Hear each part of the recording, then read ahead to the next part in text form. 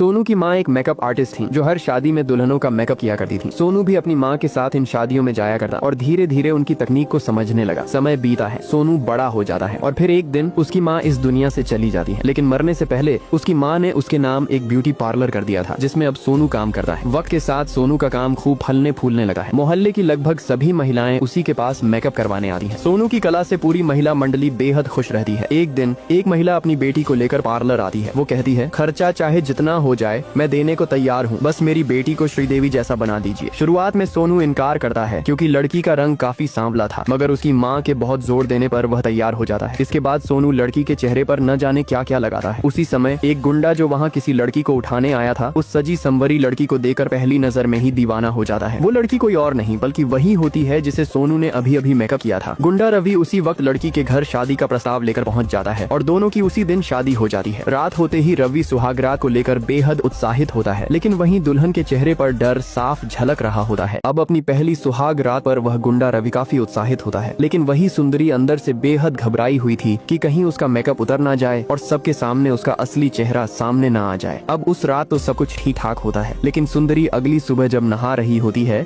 नहाते वक्त उसका मेकअप पूरी तरह उतर जाता है। इसके बाद जब सुंदरी अपने सास ससुर को चाय देने आती है तो सभी चौंक जाते हैं कि भाई तुम कौन हो, और अब सुंदरी रवि के सामने सारी सच्चाई बता देती है, जिससे गुस्से में आकर रवि उस सोनू के पार्लर पर अपने गुंडे भेज देता है जिसने सुंदरी का मेकअप किया था। रवि के गुंडे पार्लर में तोड़फोड़ करते हैं और साथ ही सोनू की जमकर पिटाई भी करते हैं क्योंकि सोनू ने ही उस लड़की का ऐसा मेकअप किया था। अब अगले दिन सोनू न्यूज पर देखता है कि एक पुलिस वाले ने उसे झूठे इल्जाम में फंसाकर उसके खिलाफ अरेस्ट वारंट जारी करवा दिया है। न्यूज देखकर सोनू के दोस्त उसे सलाह देते हैं कि वो फौरन अंडरग्राउंड हो जाए वरना पुलिस उसे पकड़ लेगी, लेकिन सोनू कहता है, मेरा मेकअप किस दिन काम आएगा, मेरी माँ बचपन से मुझे लैला कहा करती थी, तो अब लैला बनने का वक्त आ गया है। फिर सोनू अपने मेकअप का कमाल दिखाता है और सीधे राखी सावंत बन जाता है। दोस्तों, अब सोनू ऐसा जबरदस्त मेकओवर करता है कि क्या ही कहें। वो एक खूबसूरत लड़की बन जाता है और अपना नाम रख लेता है लैला। उधर सुंदरी रुस्तम के घर में अपने पैरालाइज ससुर की सेवा करती रहती है। रुस्तम अपने पापा पर बहुत गुस्सा होता है, इतनी अच्छी लड़कियों को ठुकराकर आखिर में ये दिला दिया, मुझे तो गोरे रंग से ही मोहब्बत थी, लेकिन आप लोगों को जांच पड़ताल तो करनी चाहिए थी। रुस्तम की माँ तब दोनों बाप बेटे को समझाती है। वो गौस्से में पार्लर बंद कराने पहुंचता है, लेकिन लैला को देखकर उसके होश उड़ जाते हैं, दिल और दिमाग दोनों डोल जाते हैं। उल्टा लैला उस पर फ्लर्ट करती है, ऐसे बॉडी बिल्डर तो मैंने आज तक नहीं देखे, मैं तो तुम्हें ही ढूंढ रही थी, सच बताऊं तुम्हें देखकर कुछ कुछ होने लगा है, क्यों ना तुम ही मेरे पार्लर की ओपनिंग करो और पहले कस्टमर बनो। रुस्तम अपने घमंड में खुद को रोक नहीं पाता और लैला जो भी कहती है वो करता चला जाता है। अब घर लौटते वक्त रुस्तम अपनी माँ से कहता है, माँ मुझे प्यार हो गया है, सच में प्यार हो गया है। ये सुनते ही उसकी माँ गुस्से में चाकू लेकर उसके पीछे दौड़ती है। एक बार शादी की थी तूने और अपने बाप को पैरालाइज करवा दिया, दोबारा शादी की तो मेरी लाश देखेगा। रुस्तम डर के मारे अपने बेडरूम में छुप जाता है। तभी सुंदरी बाहर आती है और रुस्तम की माँ से कहती है, ऐसा मत कीजिए, आप अपने बेटे को दुखी देखकर खुश नहीं रह सकेंगे। अगर उसे किसी से प्यार हो गया है